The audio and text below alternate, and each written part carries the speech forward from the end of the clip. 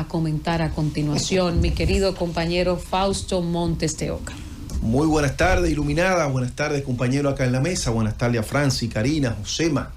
Buenas tardes al país que nos escucha a través de la Z101, haciendo comunicación con responsabilidad social.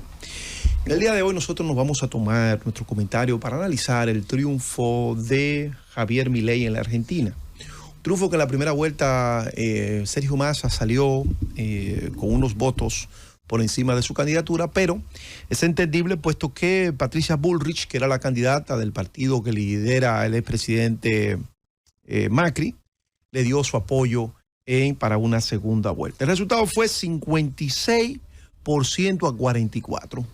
¿Qué tiene, vamos a decir, de novedad este triunfo de una persona como Javier Milei en la República de Argentina? ¿Qué tiene de novedad para el contexto latinoamericano? De que esta es una persona que tiene ideas y planteamientos totalmente disruptivos. Cuando nosotros hablamos del concepto disruptivo, nos estamos refiriendo a una gente que tiene propuestas que van en contra de las propuestas establecidas, valga la redundancia.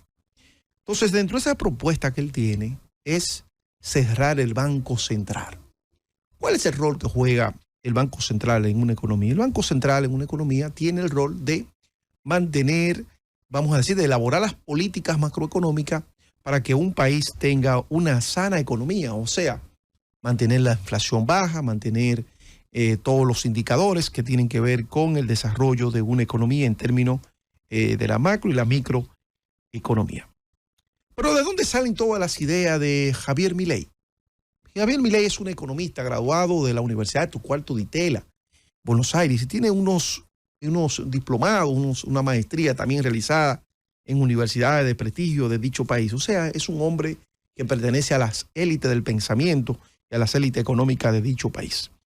Argentina es un país que tiene muchas fragmentaciones, no es solamente Buenos Aires, la ciudad vidriera, sino que también tiene muchos bolsones de pobreza, ubicándose en la parte de la provincia de Buenos Aires, pero también en la parte norte de aquel país que da frontera con el Paraguay y también comparte frontera con Brasil.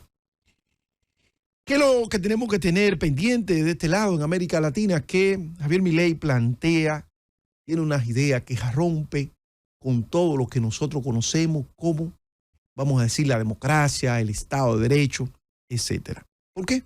Porque Javier Milei está influenciado por la escuela austriaca. Esa escuela austriaca, cuyo líder fue Murray Rothbard, ha sido también uno de los principales, vamos a decir, asesores intelectuales, vamos a decir que son de los intelectuales que han influido mucho en ese tipo de pensamiento. Es un tipo de pensamiento economicista que se coloca del otro lado de la teoría keynesianas. Para ellos, la idea de Keynes eran ideas socialistas. Entonces, para estas personas, para esta escuela de la cual Javier Milei, vamos a decir, se ha hecho fanático, la escuela austrohúngaro, esta escuela plantea que el Estado tiene que salir de muchas áreas dentro del área social, como por ejemplo salir de ministerios que para ellos no son importantes y en definitiva colocar la libertad de los seres humanos como eje principal. Y nosotros nos preguntamos, estas ideas son muy importantes y muy novedosas. Si nosotros planteamos una sociedad, por ejemplo, una sociedad tipo así como los estados escandinavos, Finlandia, Noruega, Dinamarca, que son economías muy desarrolladas con bajo nivel poblacional y con muchísimos recursos naturales. O sea, países muy ricos en términos de recursos naturales, pero también países muy ricos en términos de la educación de su población, pero también países con una población muy pequeña, muy diminuta. Allí usted podría tener ese tipo de política basada en la escuela austrohúngara de darle la libertad a los individuos y que el Estado intervenga lo menos posible. Lo que Milei está planteando son las mismas posiciones de los años 70 con Milton Friedman, el tema del neoliberalismo como filosofía económica. Es la salida del Estado de toda aquella área donde el sector privado puede funcionar mucho mejor. Por eso habla de que el Ministerio de Educación hay que eliminarlo porque es puro adoctrinamiento. O sea, la Argentina podría esperar de un gobierno de esta naturaleza la salida de muchísimas áreas. Por ejemplo, él establece que es una pérdida de tiempo y de dinero y de recursos el tema del Ministerio de la Mujer. habla sobre el tema de deporte. O sea, él establece que todo eso puede hacerlo perfectamente el sector privado. Ahora, uno se pregunta, ¿cómo un país como la Argentina, que tiene tanto quiebre a nivel social, que tiene tantas situaciones? Argentina es un país evidentemente muy rico, con muchos recursos naturales. En el pasado jugó roles muy importantes, tuvo varios premios Nobel en áreas como la economía, la ciencia y demás, con universidades que todavía al día de hoy están dentro de los rankings mundiales de mejores universidades, como la Universidad de Buenos Aires, la Universidad Católica Argentina, etcétera. Pero es un país que tiene una gran cantidad de población vulnerable. ¿Cómo usted le va a aplicar esta teoría a un país que tiene tanta pobreza como la Argentina? Esto nos lleva entonces a pensar que la Argentina tendrá una situación de mucha crisis política, de muchas crisis de ingobernabilidad, porque indiscutiblemente que las políticas económicas se elaboran para la población que toca dirigir. Entonces, por ejemplo, nosotros pensamos en la República Dominicana. En la República Dominicana hay todos estos planes sociales de los que han existido, los que existen todavía, quédate en casa, el tema de la tarjeta de solidaridad y todo eso, porque la realidad dominicana es una realidad de un país con una gran cantidad de personas que están por debajo de la pobreza, o sea, que están en línea de vulnerabilidad. Entonces imaginemos que acá llega un presidente y diga, bueno, ese es un dinero que no se puede invertir porque los pobres la gente tiene que buscar su comida, la gente tiene que buscar su propia, vamos a decir, subsistencia, y la gente tiene que tener su propio seguro médico, y la gente tiene que cotearse todo cuando la gente no tiene la capacidad de poder entonces tener esos servicios. Entonces tiene el Estado que ir a dárselo. No se lo da porque el Estado quiere crear pobres, sino porque hay pobres y hay que elaborar una política económica y social focalizada a estos grupos vulnerables. Entonces, la idea que tiene el presidente electo por Argentina, Javier Milei, es una idea que para un país súper desarrollado, inclusive, ni en Estados Unidos eso fuera posible.